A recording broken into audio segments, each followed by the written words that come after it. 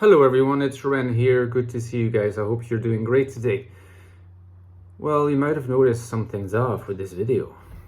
And I'm going to use the powers of introverted nutrition to rectify this.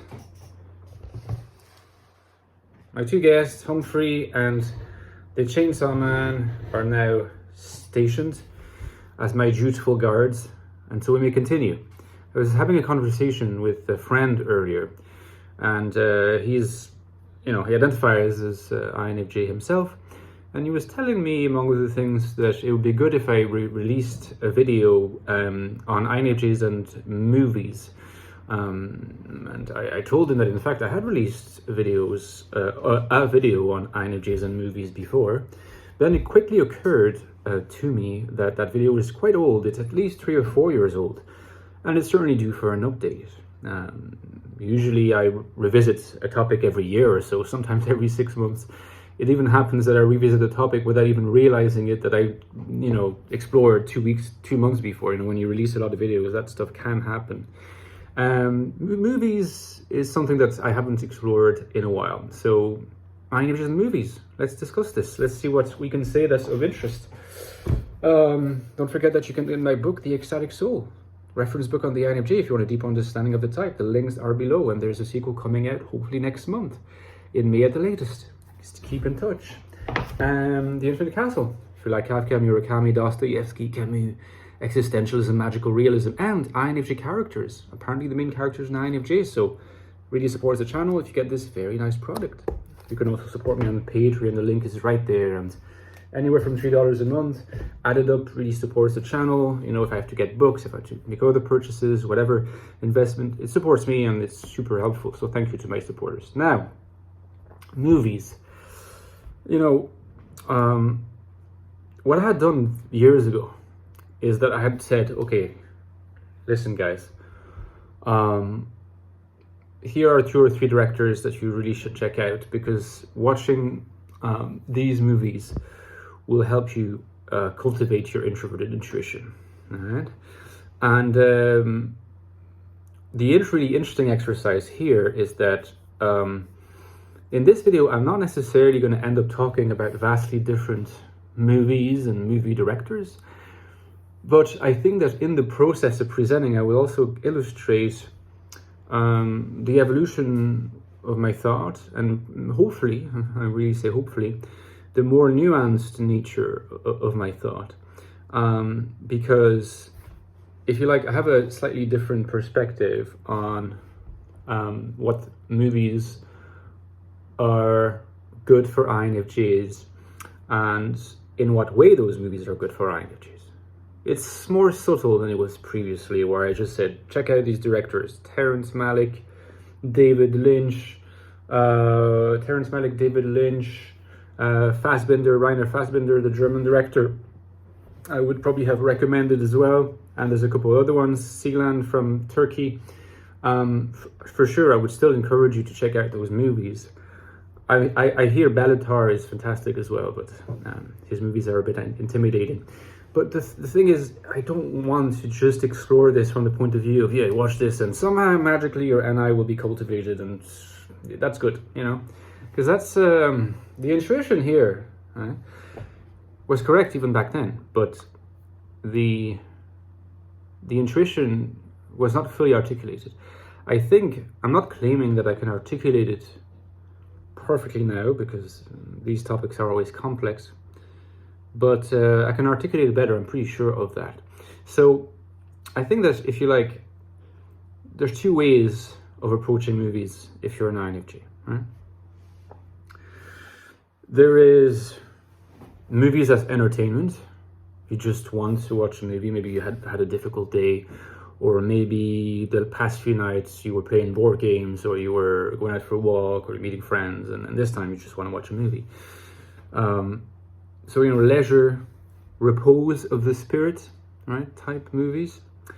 And then you have movies that you want to watch because you want an experience, right? And you want a specific kind of experience, and implicit in this is usually that you want the experience to enrich your capabilities of relating to certain kinds of meanings. You want something meaningful to happen when you're watching the movie, and ideally the meaningful experience that you had while watching the movie is going to last within you, so that it will allow you to ascribe meaning to things in the aftermath that you would not have ascribed to them if you hadn't watched that movie and experienced things the way you did by watching that movie. Okay? So first of all, that's why it's important to emphasize that if you're an INFJ, you ought not to think that watching a movie has to be an experience, right? Has to be a meaningful experience in this sense. It's perfectly okay to watch bubblegum movies, to watch movies that are just repose of the spirit.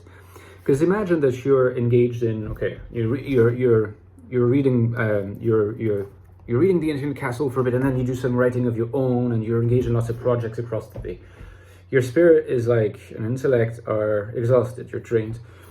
It's probably not the time to be watching Malick or David Lynch or Rainer Fassbinder or Celan or Robert Bresson, the French director, or Godard, or directors like that. You probably don't want to do that because you wouldn't be able to extract from those movies the full extent of that meaningfulness, and partly because you just don't have the stamina in you. You know, when you want that experience, you have to give yourself to an experience. And to give yourself to an experience means that you kind of have to meet the work of art halfway. It's hard to do when you're exhausted. So in those cases, just no shame watching really good comedies or really good,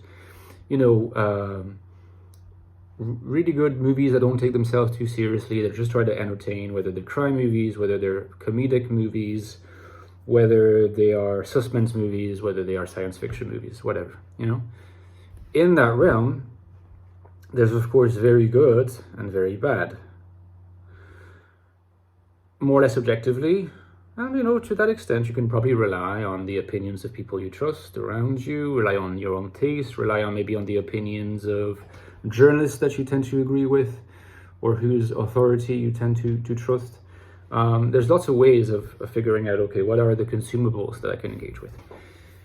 It's not to be underestimated. Don't assume that just because you're an INFJ, you have to watch, constantly feed yourself with supposedly deep, profound movies. A lot of the time, repose of the spirit is what you need. But there's also going to be moments where across the day, you're not going to get that spiritual nourishment. This could be for any number of reasons. It could be because you work at a job that doesn't allow you that. It could be because you're going through a phase where you're a little bit weary, a little bit depressed, maybe you're a little bit contemplative, but you don't really feel like you're going in any direction, so you're not productive, and you have a lot of stamina left, you just don't know how to channel it. And not knowing how to channel it, it tends to be channeled into neurosis. That's usually what happens. And so you spend lots of time being worried about stuff, and you exhaust your energy this way, partly because you've not spent it otherwise. That's probably a good moment to also consider a meaningful experience in the form of a movie. Note that it can also be a meaningful experience in the form of music. It's very similar. There's a strong analogy. It's obviously not similar. It's not the same kind of art.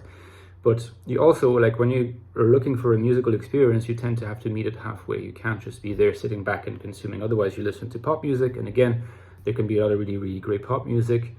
But it's not going to bring you that spiritual experience. And that spiritual stamina and vocabulary which will allow you to color other experiences. So it's important to be able to identify those moments where you do crave for something profound, for something demanding, for something that in a way is going to help you. It's not just going to be about cultivating your NI, because it's what I said before, and it's quite broad, it's quite vague in a way, okay?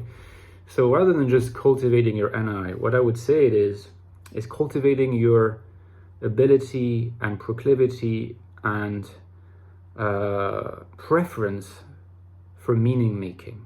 It's something that I said in the videos I made last weekend.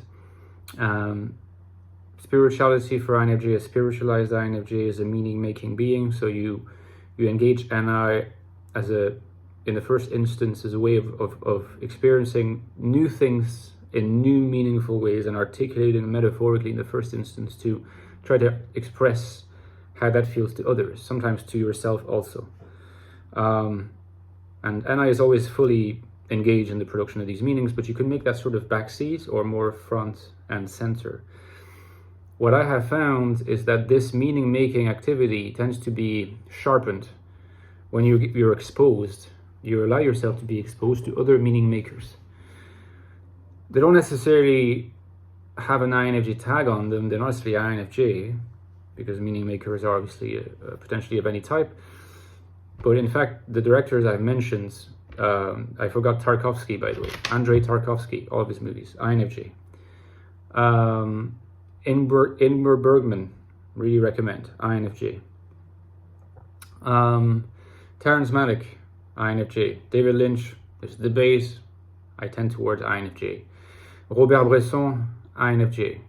Okay, so possibly INTJ, but you know, there's a lot of NI going on in here. Okay, and these are really good ways of seeing how like an NI dominant constitutes a world of meanings through the medium of cinema and allows you to be invited into that experience. That experience is great in and of itself. It's an experience that you're not going to forget, but it will also stay with you because it has that exhilarating feature of opening new possibilities for you, of looking at the world, of looking at people, of looking at things, of making sense of things. It's not necessarily didactically telling you, you should be doing it like this, but it's a way of telling you, you thought that this particular event or scene or interaction could be only seen this way, well, this movie showed you otherwise. It opened up the infinite attitude, right? It was this little location where it just popped and then you have access to it. It gives you hope. It's interesting because these spiritually nourishing movies, often people say they were deep and they got thinking, and they talk sometimes as if they're great for the intellect.